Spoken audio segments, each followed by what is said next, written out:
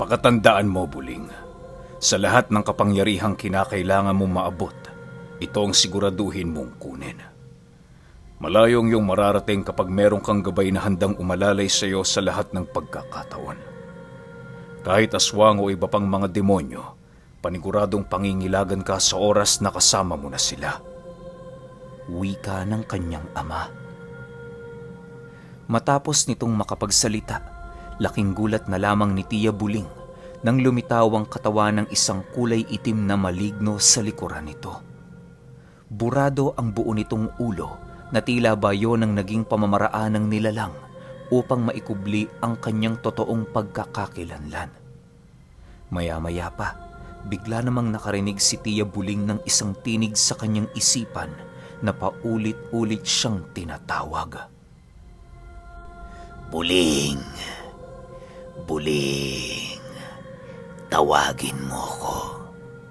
Tawagin mo ko sa aking pangalan. Wika ng nilalang sa kanyang isipan. Nang hindi na maatim ni Tia Buling ang tinig na yon, napagpasyahan niyang tawagin na ang nilalang sa pamamagitan ng pangalan na unang pumasok sa kanyang isipan. Sila, alam kong nariyan ka. Inuutusan kitang lumitaw sa tabi ng aking ama. Wika ni Tia Buling pagpasok ng pangalan ng nilalang sa kanyang isipan. Ilang minuto pa ang lumipas, bigla namang nagkaroon ng isang malamig na simoy ng hangin sa kanilang kinaroroonan at kasabay nito ang paglitaw ng isang nilalang na merong napakahabang buhok na halos kumalat na sa lugar na kanilang kinauupuan.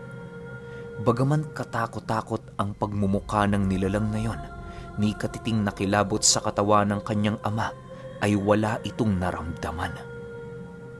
Maya-maya pa, tuluyan na nga nilang nasipat ang buong kaanyuan ng gabay ni Tia Buling na siya namang labis nilang ikinamangha. Paglalarawan niya sa kaanyuan nito, napakarami nitong butas sa kanyang buong pagmumukha na nilalagusan ng iba't ibang uri ng mga insekto, kasama ang mga nagsisilakihang uok at iba pang salagubang na unang beses pa lamang niyang nasilayan. Sa noo ng nilalang makikita ang isang napakatalas nitong mga sungay at sa likurang bahagi naman naroon ang kanyang dalawang malalapad na pakpak na pilit ikinukubli ng isang napakahabang alupihan. May daladala ding kampit ang gabay ni Buling na siyang pangunahing sandata nito sa pakikipaglaban. At dahil sa napakahabang buhok nito, kung kaya't nagagawa nitong maikubli ang lahat ng mga nagsisilakihang butas sa iba't ibang parte ng katawan. Dagdag pa ni Tia Buling na ang mga paa din ng kanyang gabay ay halos napakalayo sa mga paa ng isang ordinaryong tao. Parang sa kambing kasi yun kung sisipatin, gawa ng meron itong biyak at napapalibutan ito ng napakaraming balahibo hanggang sa mga binti nito. Malasadaga din ang buntot nito na merong napakatulis na dulo na kayang bumutas ng katawan ng isang ordinaryong tao. Matapos itong masilayan ng ama ni Tia Buling, doon ito napagtanto kung bakit ganoon ang itsura ng kanyang gabay. Ayon sa kanyang ama, marahil nagkagano ng pisikal nitong anyo, gawa ng pambabarang at pangkukulam ang naging sentro ng kanyang lihim na karunungan. Nagre-representa din yon sa galit na kanyang dinadala magmula noong isang ordinaryong tao pa lamang siya. Mabuti naman at may kakayahan ka na palang tawagin siya. Ngayon, ang nais kong gawin mo, pamahalaan ang kapangyarihang kanyang tinatangan. Huwag mo siyang pakitaan ng kahinaan dahil natitiyak ko sa iyo, kaya niyang bumaligtad sa mga kamay mo. Paalala ng kanyang ama habang patuloy na pinagmamasdan ang kanyang gabay. Nang marinig ito ng gabay ni Tia Buling, agad naman itong tumayo habang nakangisi. Paglapit nito sa kanyang ama, marahan naman itong hinawakan ng pisngi, sabay sabing, Huwag kang mag-alala, Tay. Hindi ako gagawa ng mga bagay na ikamamatay ng iyong anak. Tandaan mo, Sa kanya ako nabuhay. Paano na lang kung siya ay mamatay?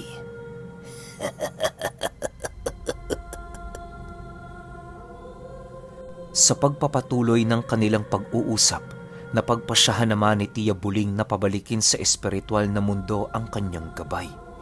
Ginawa niya ang bagay na yon sa kadahilan ng masyadong inuubos nito ang kanyang pisikal na lakas. Matapos ang kanilang pag-uusap, ninais nilang bumalik na sa loob ng kanilang tahanan para makapagpahinga.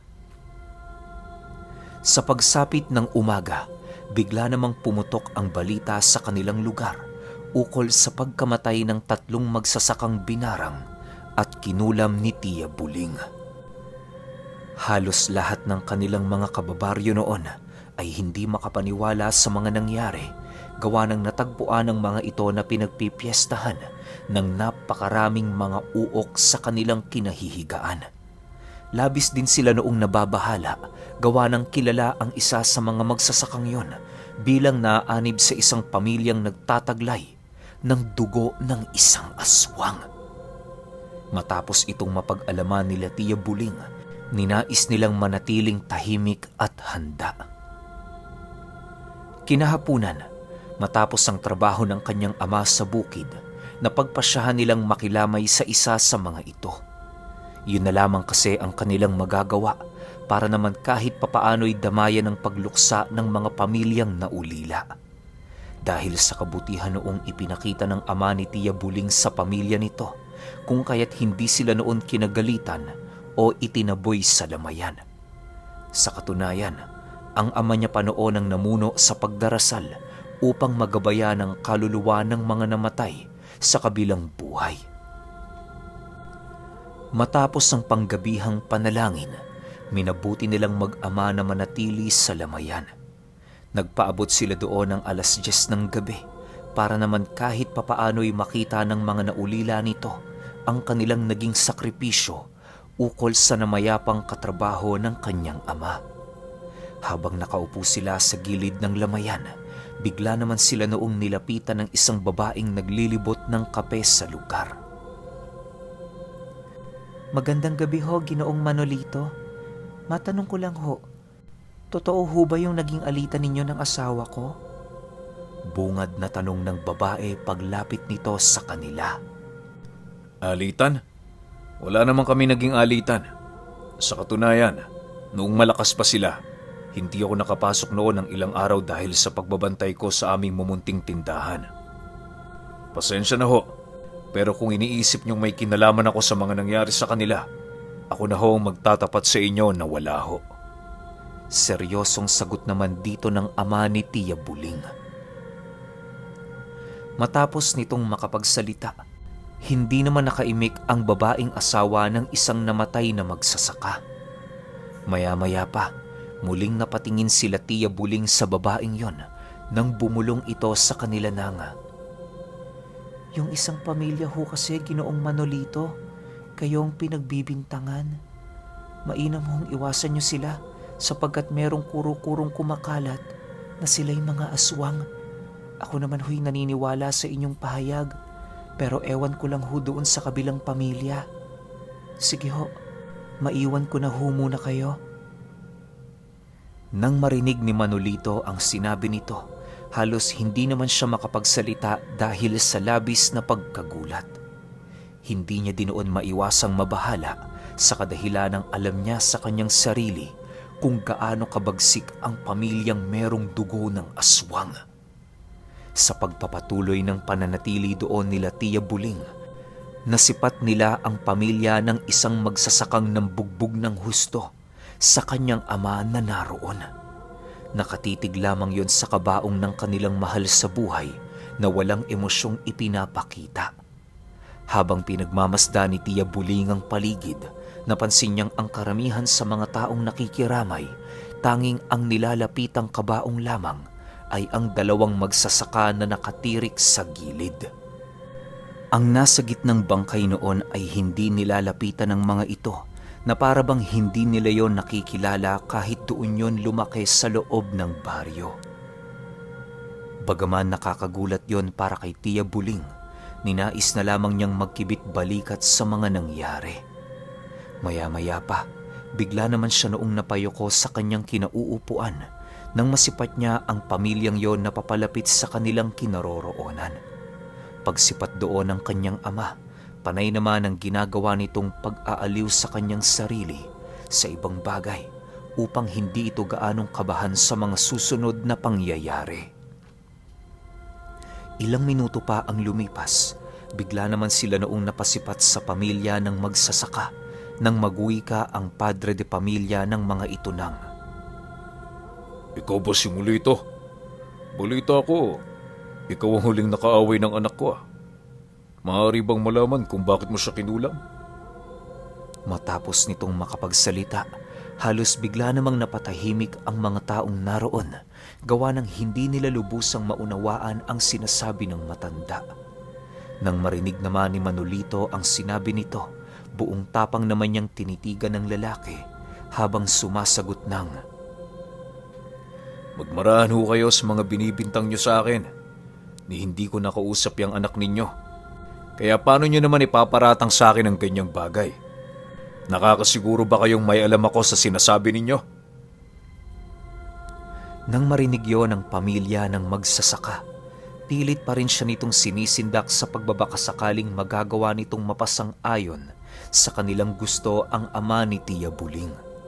Subalit kahit anong paninindak ang kanilang gawin, hindi nila kayang tibagin ang prinsipyo at tapang nitong ipinamalas. Nang mapagtanto nilang walang saysayang kanilang ginagawa, ninais nilang kausapin ng marahan si Manolito. Hindi ako nakikipag-away sa iyo, iho. Nagbabakasakali lang naman. Malay mo, ikaw talaga ang pumatay sa anak ko. Wika ng lalaki. Alam mo, Tatang, hindi naman sa pambabastos pero ang pinakayoko sa lahat, pinaparatangan akong hindi ko naman ginawa. Umalis na ho kayo dito sa harapan ko. Baka makapagsalita pa ako ng hindi maganda. Sagot naman dito ng ama ni Tia Buling.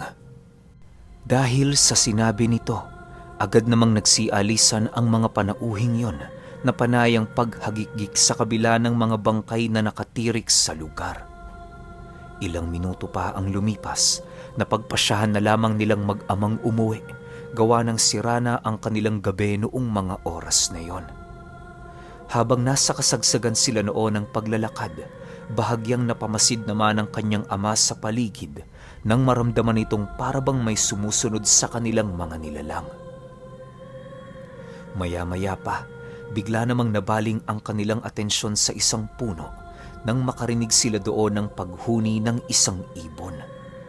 Kung pakikinggan, ordinaryo lamang ang huning yon, subalit ayon kay Manolito, isa umanong tagapagmasid ng mga aswang ang ibon na kanilang naririnig. Sa pagpapatuloy ng kaganapan sa paligid, bigla namang napaatras ang mag-ama nang maramdaman nilang may mga nilalang na nagsisitakbuhan sa kakahuyan. Dahil sa pangyayaring yon, kung kaya't napilitang magtaas ng bakod at puder ang ama ni Tia Buling na siya namang dali-dali niyang sinundan.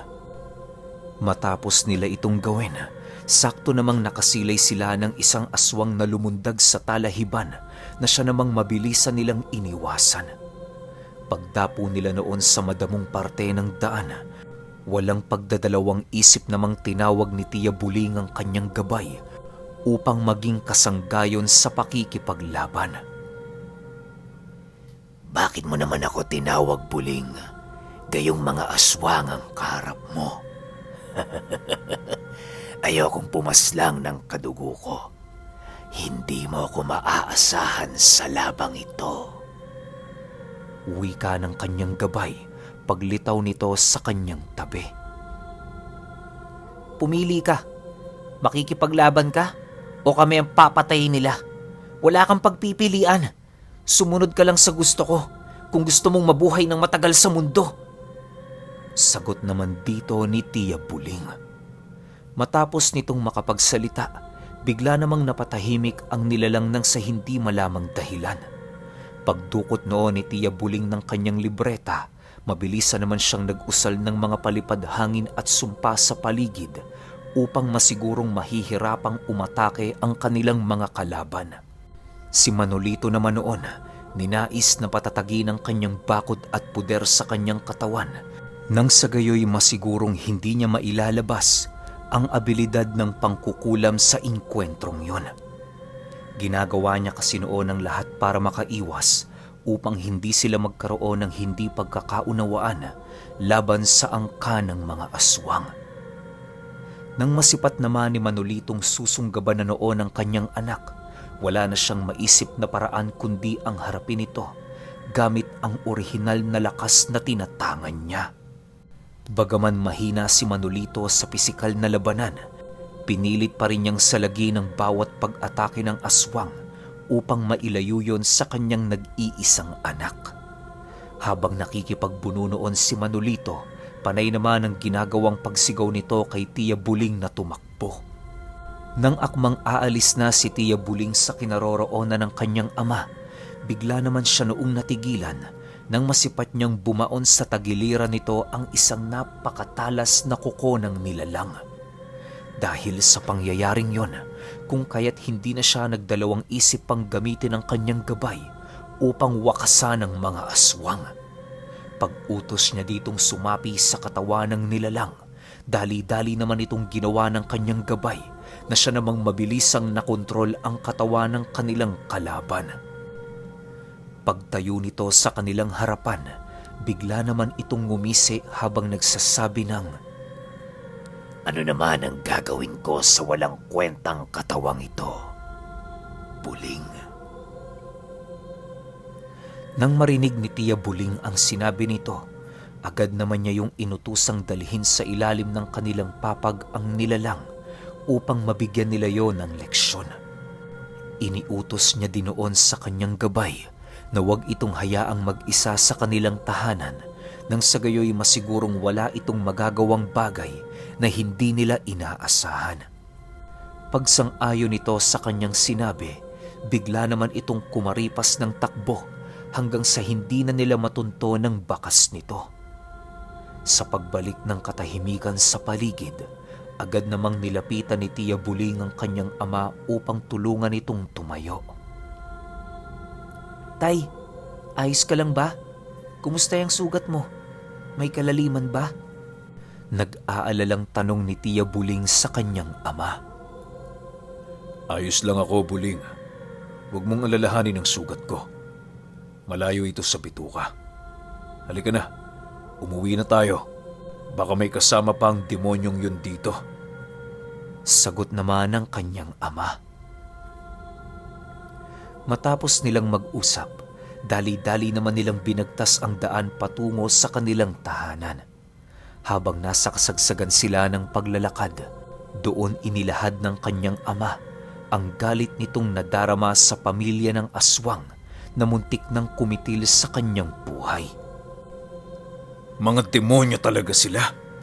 Hindi naman ako nag-umpisa pero bakit ako ang gusto nilang magbayad? Kasalanan to ng kanilang anak. Kung hindi nila ako kinante, hindi ka mapipilitang patayin sila.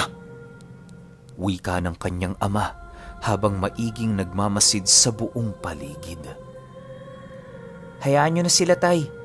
Kung gera ang hanap nila, maghanda na lang tayo. Ang ganyang uri ng mga demonyo, walang kakayahang makipag-usap ng payapa. Gusto nila mapahirapan muna sila at maunawaang malakas ang kanilang kalaban bago sila tuluyang tumiklop at magmakaawa. Matapang na sagot naman ni Tia Buling. Sa pagdating nila sa kanilang tahanan, nadatnan nila ang aswang na nakatayo habang nakatitig sa kawalan. Alam ni Tia Buling na naroon pa sa loob nito ang kanyang gabay, kung kaya't ninais niya muna itong lubayan pansamantala. Bale, pinili muna nilang magpalit ng kanilang mga kasuotan upang matanggal ang anumang bahid ng marka na maaaring magtuntun sa kanilang kinaroroonan. Matapos nilang gawin ang kanilang mga kinakailangang gawin, dali-dali naman nilang binalikan ang nilalang nakasalukuyang nasa orihinal na anyo nito. Pagtanggal ni Tia Buling ng kanyang gabay sa katawan nito, bigla naman yung nagsisisigaw habang umaangil. Ilang minuto pa ang lumipas. Muling nanumbalik ang diwa nito at kasabay nito ang pagtitig sa kanila na may halong takot. Bakit ako nandito? Paano niyo ako nadakip? Tanong ng nilalang habang nagpupumilit makawala sa kanyang pagkakatali. Huwag mo nang subukang tumakas, demonyo. Mas lalo mo lang pinahihirapan ang sarili mo. Kapag paulit-ulit mong ginalaw ang kamay mo, kusang hihigpit ang taling yan na siyang maaaring pumutol sa iyong mga kamao. Makisama ka na lang at sagutin mo ang mga katanungang ipupukol namin sa iyo. Seryosong sagot ng ama ni Tia Buling. Matapos itong marinig ng aswang, bigla naman yung tumahimik habang marahang kinakalma ang kanyang sarili. Nang mapagtanto nila Tia Buling na handa na itong makipag-usap ng formal, dahan-dahan naman nila itong hinarap habang inilalahad ang kanilang mga tanong na nais nilang malaman ang sagot. Sa pagpapatuloy ng kanilang pagtatanong, doon nila napag-alaman na ang pamilyang nakasagutan ng kanyang ama sa lamayan ang nag-utos ditong sila ay tambangan. Hindi rin umano sila kilala ng aswang, subalit napilitan lang itong sundin ang pinag-uutos ng pamilya ng magsasaka sa kadahilan ng isa yon sa mga pundasyon ng kanilang tribo. Matapos itong marinig nila Tia Buling, doon nila napagtanto na nasa isang peligrosong sitwasyon ang kani-kanilang mga sarili. Bagaman alam nilang malakas ang taglay nilang kakayahan, masyado pa ring mapanganib para sa kanila ang makipaglaban sa mga aswang, lalo pat binubuo yon ng napakaraming tauhan. Nang malaman na nila Tia Buling ang mga bagay na kanilang nais malaman, napagpasyahan nilang pakawala ng aswang sa kondisyong hindi yun magsasalita ukol sa pangyayaring yon. Bago nito tuluyang nilisan ng kanilang pamamahay, isang katakatakot na manababala ang iniwan ni Tia Buling sa isipan nito. Tandaan mo, demonyo, kahit malayo ka sa amin, hawak ko pa rin ang buhay mo. Alam ko ang lahat ng ginagawa mo at lalong-lalo na ang mga salitang lumalabas sa bunganga mo. Sa oras na hindi ko magustuhan ang iyong mga sinasabi, kayang-kaya kitang patayin bago mo pa ito malaman. Mag-iingat ka. Palagi kami nakabantay ng aking ama sa lahat ng iyong ginagawa. Habilin ni Tia Buling sa aswang. Matapos nitong makapagsalita, bigla namang kumaripas ng takbo ang nilalang na yon papalayo sa kanilang tahanan. Nang silang mag-ama na lamang noon ang naiwan, agad namang kinuha ni Tia Buling ang isang manika upang ilipat doon ang nakuha niyang kaluluwa ng aswang. Pagsilay niya ditong nananakbo ito, agad naman niya itong isinilid sa kanyang bulsa at dali-daling pumasok sa tahanan nila. Habang kumakain sila noon ng hapunan, napag-usapan nila ang kanilang hakbang na maaaring gawin upang maiwasan ang mga aswang. Bagaman mataas ang posibilidad na makabanggaan nila ang mga ito, ginawa pa rin nila ang lahat ng kanilang makakaya upang maiwasan ang banta ng digmaan.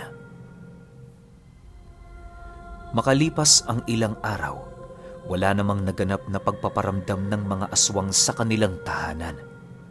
Dahil sa mga payapang gabi nila noon, kung kaya't nagawa pa nilang mamuhay ng normal kapag sumasapit ang umaga. Patuloy din noong sinusubaybayan ni Tia Buling ang ginagawa ng aswang sa pamamagitan ng hawak niyang manika upang masigurong wala itong ginagawang pagtatraidor sa kanila. Sa bawat gabi noong dumaraan, paulit-ulit niyang binubulungan ng manikang yon upang mapanatili sa isipan ng nilalang ang takot sa kanyang lihim na karunungan. Dahil sa pananakot noon ni Tia Buling, kung kaya't naitago ng husto ng aswang ang kanilang sikreto. Ni minsan sa buong buhay nito ay wala itong pinagsabihan ukol sa naganap noong gabi na siya namang labis nila noong ikinatuwa. Bagaman sigurado na sila noong hindi sila tatraidorin ng aswang, patuloy pa rin silang naghahanda sa pagdating ng araw na hindi nila inaasahan. Isang araw, habang naglalakad silang mag-ama sa merkado doon sa sentro ng baryo, muli nilang nakasalubong ang padre de pamilya ng magsasakang pinaslang ni Tia Buling. Pagkatitigan nilang tatlo, agad naman yung lumapit sa kanila habang seryosong nakatitig. Oh, akala ko umalis na kayo sa baryong ito. Bakit nandito pa kayo? Tanong ng lalaki sa kanya. Wala namang rason para umalis kami dito. Tsaka, siguro kung may aalis man dito, dapat yung mga taong may dugo ng demonyo. Sagot naman dito ng ama ni Tia Buling. Okay, papunta pa lang tayo sa exciting part. Isipin ninyo. Itong ama ni Tia Buling may dugo rin naman ng demonyo. Tapos sinabi niya ron sa aswang na sila dapat umalis kasi may dugong demonyo. Alam nyo, ito yung gusto ko yung kaliwa laban sa kaliwa di ba? Sunod kagad natin yung 5. Malamang may mangyayaring sagutan dito na medyo magpapainit ng ulo ng bawat isa. Kaya, matik, magkakasubukan ng karga to. Pahintay na lang ako sa episode 5. Yun lang. Salamat.